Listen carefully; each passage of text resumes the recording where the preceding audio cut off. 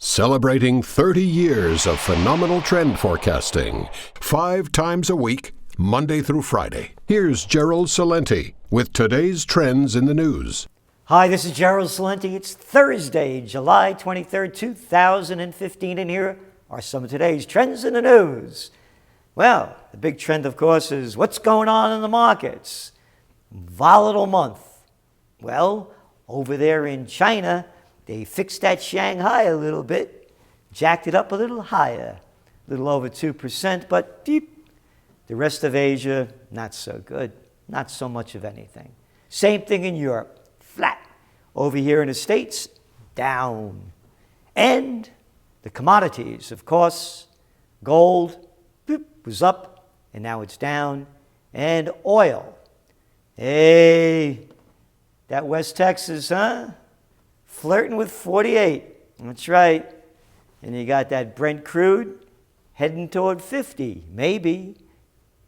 Down too. How come? Well, there's a global slowdown, but we won't talk about it. Billions wiped from shares of miners.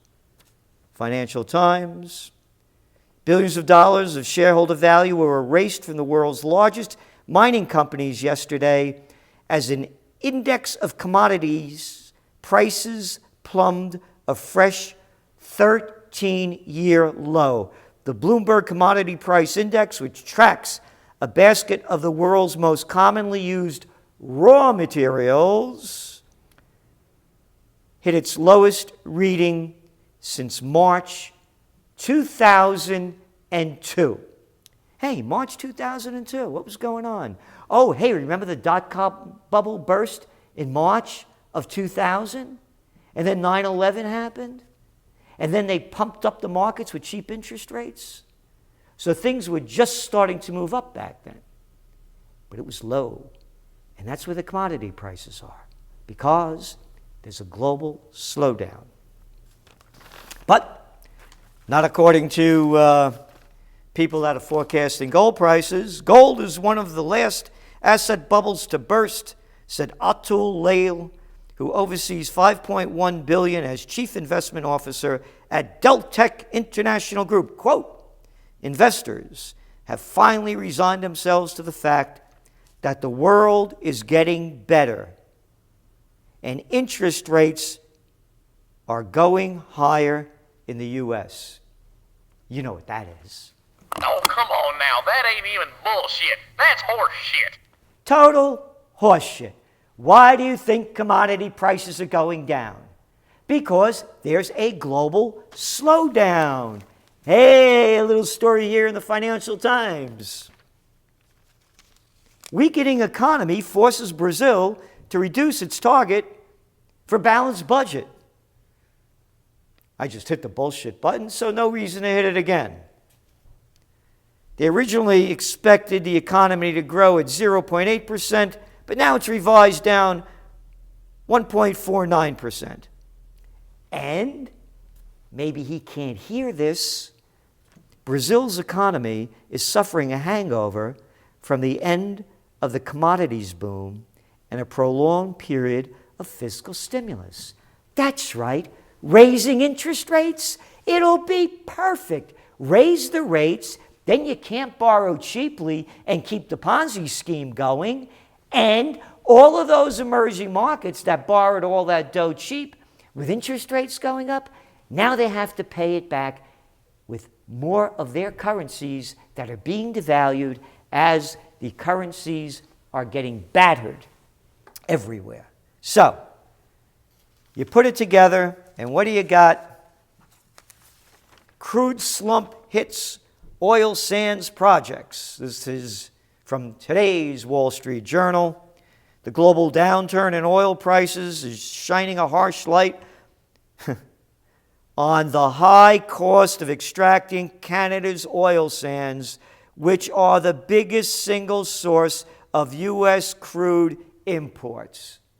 Meanwhile, real estate values keep going up in places like Toronto and other countries like in Australia, even though iron ore is now down some 77% from its high back in 2011. It's not adding up to growth. It's adding up to why I still believe gold prices, even though they're low, and even though they're saying they're going to go below 1,000, the downside risk is where you see it. The upside potential to me is still over 2,000. Global commodity prices in sharp decline. I read to you about the Bloomberg. Oil, $50 a barrel. Industrial metals, including copper, zinc, have experienced a significant decline and now have been joined by aluminum. And of course, China accounts for about 40% of global demand of the industrial metals, and it is in a slowdown. But what is also driving down the markets here in the States, IBM's revenues last quarter plunged 13% from a year ago. And this is 13 quarters in a row that their revenues have dropped. Chip maker Qualcomm, 14% plunge in quarterly revenues. United Technology, down 5%. Caterpillar, again, go back to the metals. Go back to growth. Go back to building. Go to Caterpillar. It's an indicator. Reported that global machine sales plunged by 15% in June compared to a year ago, dropped 12% in May, 11% in April. In Asia, machine sales plunged 19%, down 50% in Latin America. Hey, you want more immigration? Here they come, because there are no jobs down there. Migration, the biggest trend that we're looking at. And not only here, mostly everywhere. Global trade during the first quarter and during the first 5 months of the year experienced the sharpest drop-off since the financial crisis hit. World trade shrank 1.2% in May from the previous month. The index fell to 135.1, the lowest level since July of 2014, having dropped nearly every month so far this year. It's down 4.7 points from its peak in December, the sharpest and longest decline since the financial crisis. Oh yeah, now what did this guy say over here? I really want to get it right because I wouldn't want to misquote anyone. This is Mr.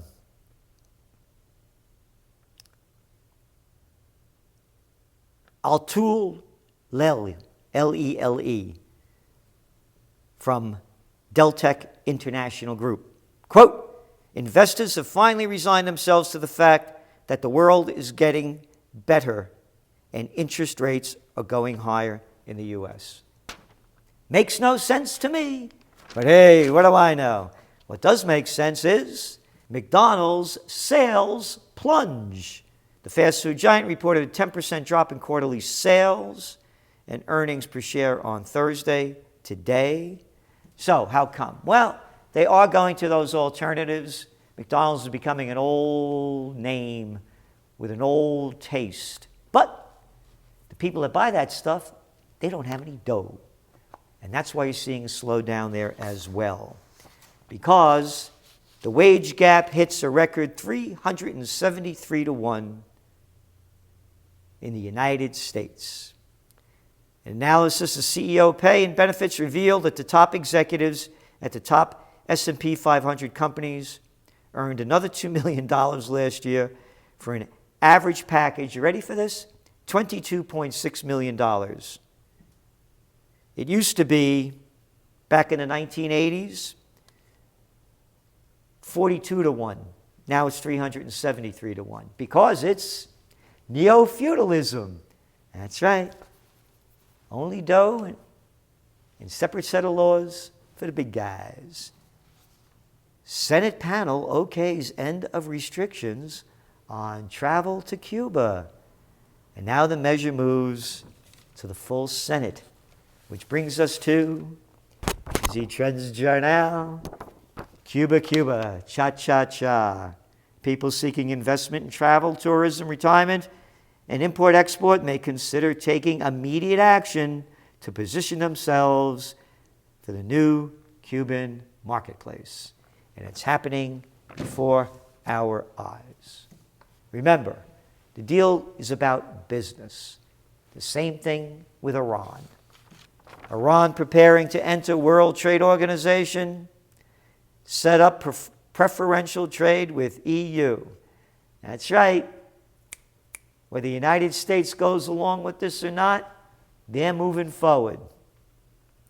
Iran is preparing to join the World Trade Organization, and one political obstacle has already been overcome, said the industry minister of Iran.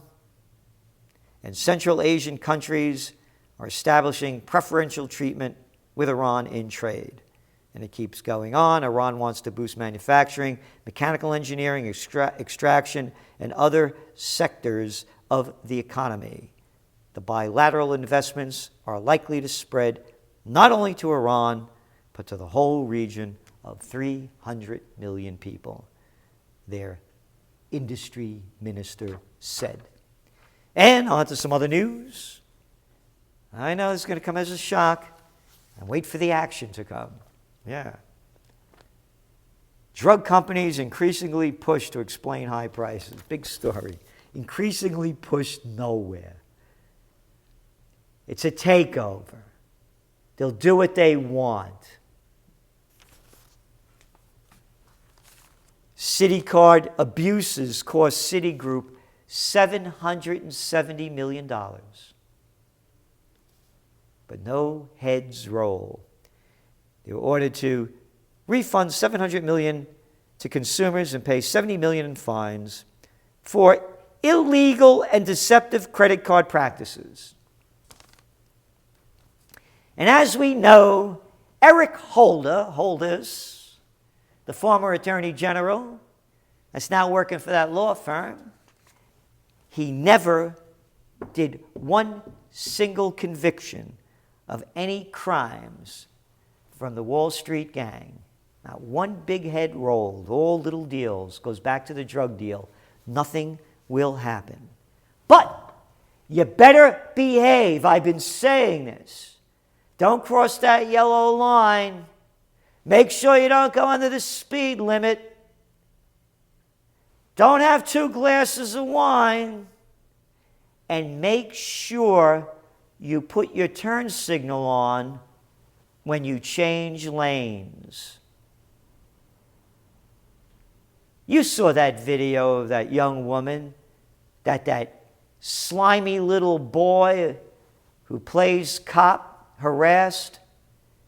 Story goes that he was going one way, saw her going another way, sped up behind her, came up to her tail, and she pulled off to let him pass. And that's when he went to give her a ticket for not putting on her signal light as she pulled off the road. Put out that cigarette! Oh, yeah, it could be used as a weapon. What are you guys, little boys? Used as a weapon. Hey, stupid! Don't put your head in a face and maybe you won't get poked in the eye with a cigarette. A lethal weapon. And that's the bullshit they're throwing out. Occupy peace is more than just ending foreign entanglements and no more war. It's the military mindset. It's what we wrote in this TrendsJournal. The link is posted for you that haven't seen it at the top of the page here. It's a disgrace. They found this young woman hung in jail. For what? For what? And make sure you to behave when you talk to the police. Don't give them any, because this is Nazi America. Who are these people that talk to us like we're crap? Who made up this? I'll tell you who. The same 6 son of a bitches that brought you 9/11, the war on terror, and constant war. And Bill Clinton, who put 100,000 more cops on the road, 3 strikes you're out, and Hillary too, and all of the rest. They're robbing us of our rights. Make sure you behave. Stay in line. Watch what you say. We'll tell you what to do. It's America. Heil Obama. Heil Bush. Heil Hitler. This is Gerald Celente, and that's some of today's trends in the news.